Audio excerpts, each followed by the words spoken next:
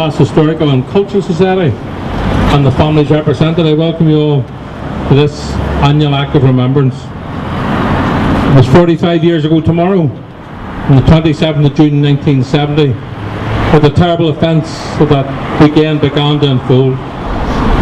Tonight, as always, remember not only the two innocent men from East Belfast who were murdered, Jimmy Mccurrie and Bobby Neill, but also those who were murdered in West Belfast. Tommy Reid, Sandy Gould, Danny Lockins, Bobby Kincaid. All 6 men were innocent. All 6 murders were blatantly sectarian, and all 6 men I know are sadly missed by their families. This memorial garden perpetuates their memory, and we hope and pray that it brings the families some comfort as they recall their loved ones. Sadly, there are those who attack this garden, seeking to destroy what little comfort it offers. We have continually condemned such attacks and have always repaired the damage caused. We have in the past criticised the police for failing to catch the attackers. However, this week the good news emerged that someone has been charged with the last attack, and credit where credit's due, we congratulate the police on this development.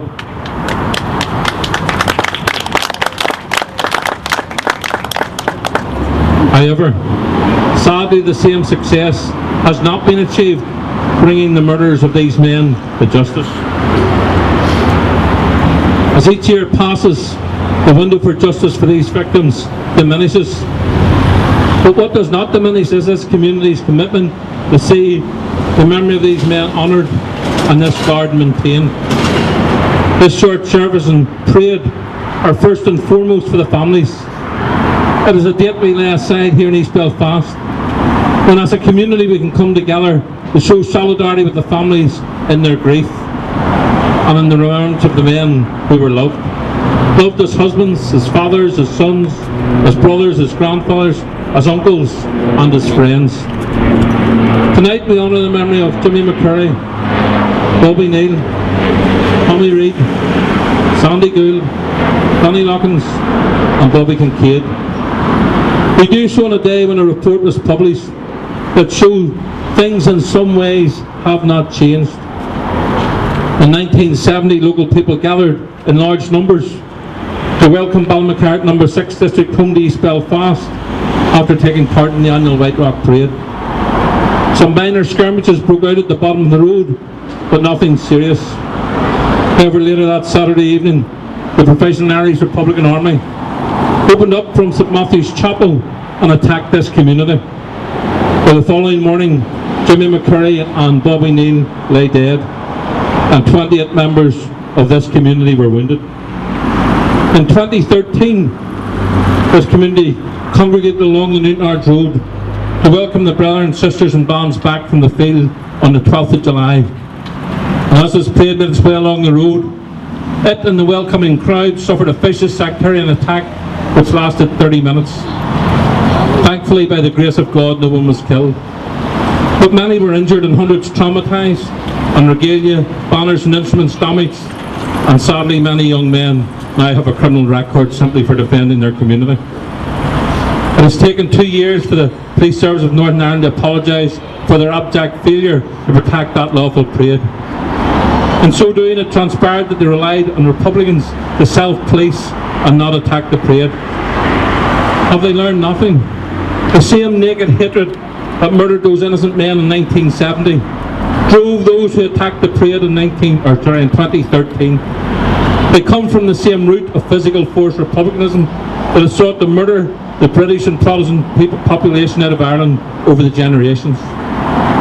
While we stand here tonight and remember those who lost their lives to the IRA, we also remember and commit ourselves to the things they and their families I know hold dear. The love of one's country and community. Whether it's 1916, 1970, 2013 or 2016, this community will not be intimidated. We are British and will remain British. We do seek to live in peace with our neighbour, but sadly the actions and intentions of some within the short strand want to attack our culture, decimate our memorials and perpetuate violence. But tonight is about peace. Peace for the families, as we seek to bring God's peace and comfort to them. Those who have never stopped remembering those who are named on this memorial. The love you have for those who we remember this evening will never fade, I know that. Nor will the heartache that their loss has caused each of you. However, with God's strength, I hope you'll be equipped to cope with your grief. I know you remember them with pride, and I know you remember the good times you shared. That God understands the sorrow that is still in your heart. But the one thing that God does not want you to do is to sorrow without hope. In the book of Romans we are told we are more than conquerors. And this reminds us of the hope there is after death. And that hope, of course, is found in Jesus Christ. And once we find that there's nothing that can separate us from the love of God, trouble or hardship cannot separate us from Christ's love, even the trouble that each family have faced through the murder of their loved ones.